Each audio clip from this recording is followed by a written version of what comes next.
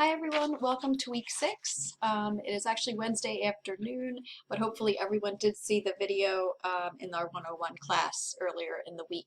So I had to cancel office hours today. I'm on a little break right now from a conference. And I think I mentioned that in the 101 video, but it's possible I forgot. So for students who had conferences, Amy, Vincent, and Shauna, you can reach out to me. I think I've already been in communication with 2 of you to reschedule or to find out how to handle that this week. On Friday, I'll be meeting with Shantae, David, Marcus, and Shakira, so I'm looking forward to that. The conference is just one day today, so those hours Friday. As far as what we're doing this week, just going to go ahead and click through. So we are reading fully Chapter 9 in Outliers. It's possible that because of SA2's prompt, you started skimming or read through kind of quickly Chapter 9 in Outliers maybe last week, but this week you're thoroughly reading it. Don't forget to be taking those notes, annotating as you're reading. There is a grammar quiz on commas and run-on comma splices and run-on sentences. The discussion board this week is on Chapter 9 of Outliers. It's based on the notes, and you're using that Cornell method. Okay, and then there is a writing exercise to practice framing quotes. And it might seem, here we are, week 6, and you might feel like I keep practicing how to frame quotes and how to paraphrase, and there's a reason for that. That's like 90% of academic writing, most academic writing, right? It's taking what someone else has already said or published on a topic, on a theory, what have you, in any discipline, right? And then responding critically to what they have said and adding to it in some way, maybe challenging it. So that's why the book, They Say, I Say, is so helpful. It has all these templates that you can just kind of borrow, plop into your own writing. The challenge is making sure you choose the right one, maybe editing them as need be so that they make sense. But those templates are great. They are standard moves in academic writing, and that's why the authors are now in their 4th edition of that book.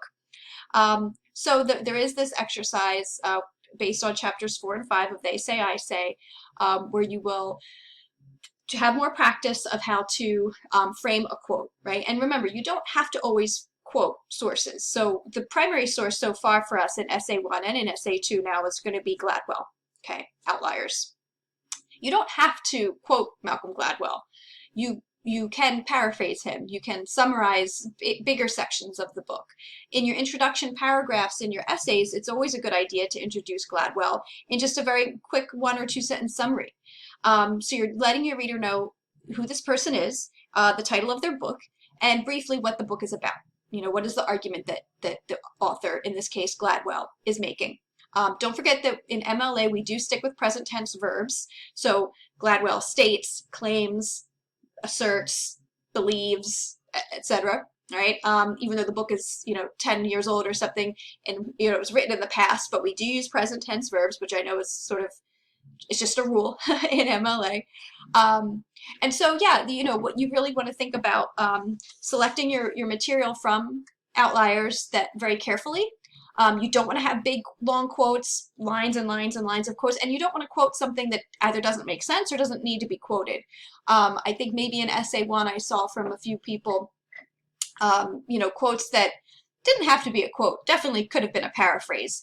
We really only want to quote an author when the way that they expressed something was so perfect that if we were to paraphrase it, it would lose some of its power. And most of what Gladwell says, that's not necessarily the case. So keep those things in mind when you're integrating Gladwell into your Essay 2, okay? So it's essentially it this week, okay? It's the reading from 101, the quiz on grammar, the discussion board, and then a writing exercise. So if you have any questions, let me know. And again, as I said, regarding the week, it's week 6, so we had this second conference scheduled. Apologies about today for the 3 folks I mentioned earlier. I do have those 4 scheduled on Friday, but I can be flexible on Friday. I can also, if you send me specific questions, the purpose of the conferences is for us to kind of touch base and have a little bit of FaceTime. But, sometimes there are tech issues and I'm using the chat, right? Because maybe or there are just other issues, other barriers that don't always allow for us to, communicate, through the technology, right? Sometimes it's more of an emailing type of situation or something. That's totally fine too. Again, these conferences, they're certainly not every week. They're just at different points throughout the semester.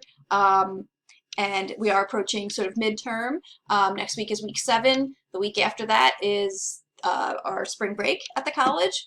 And so, we are definitely moving to that midway point. Okay, so email me if you have questions. And again, apologies for Amy, Vincent, and Shauna regarding the office hours, or if anyone else tried to come to my office hours today. I should have communicated that more clearly, in the video, in the 101 class. So I think that's it. I don't think I've forgotten anything looking at my notes. Have a good rest of the week. Try to enjoy some of this sunlight today if you can, and I will see you all later. All right, bye-bye.